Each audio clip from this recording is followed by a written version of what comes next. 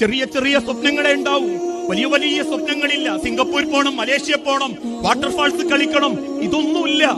ദുനിയാവിൽ മക്കളെപ്പരവും കുടുംബത്തിന്റെ പരവും അടുക്കളന്റെ 4 ചുമരിന്റെ ഉള്ളില് നേരം നയാൻ പൊലച്ചക്ക് 4:45 അലാറം വെച്ച് എഴുന്നേറ്റ് മൂത്തോക്കുള്ളത് അല്ലെങ്കിൽ ഇളയോക്കുള്ളത്, മൂത്തോനുള്ളത്, പിന്നീട് ഭർത്താവിനുള്ളത്, അവരൊന്ന് വിട്ടുനിറങ്ങുമ്പോഴേക്കും പിന്നീട് അലക്കാനുള്ളത്, അലക്കിത്തീരുമ്പോഴേക്കും ഉച്ചക്കത്തെ ചോറിനുള്ളത്, ആ ചോറൊന്ന് പാകപ്പെട്ട് മേലുകൈയിൽ കുളിച്ച് അസറസ്കരിക്കുമ്പോഴേക്കും പിയാപ്ല വരുന്നത്, 4:45 മക്കൾ വരുന്നത്, അവർക്കുള്ള ചായ, മഗ്രിബ് നിസ്കരിച്ചു വരുമ്പോഴേക്കും പിയാപ്ലക്കുള്ള ചോറ്, രാത്രി മക്കളൊപ്പം ഒരു അരമണിക്കൂർ വായനക്കിരിക്കല്, രാത്രി തിന്ന പ്ലേറ്റുകളൊക്കെ കഴുകി തിരിച്ചു റൂമിലേക്ക് വരുമ്പോ ആ സ്വപ്നങ്ങൾക്കിടയിൽ ചേർന്ന് നിന്ന് ഒരു സമാധാനം കൊടുക്കാൻ നമ്മളെ ഉള്ളൂ.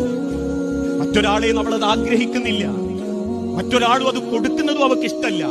അതുകൊണ്ടാ പല ഭാര്യമാരും സ്വപ്നം കാണാറുള്ളത്, എന്നെ മനസ്സിലാക്കുന്ന, എന്നെ കേൾക്കുന്ന ഒരു ഭർത്താവായാ മതിയായിരുന്നു.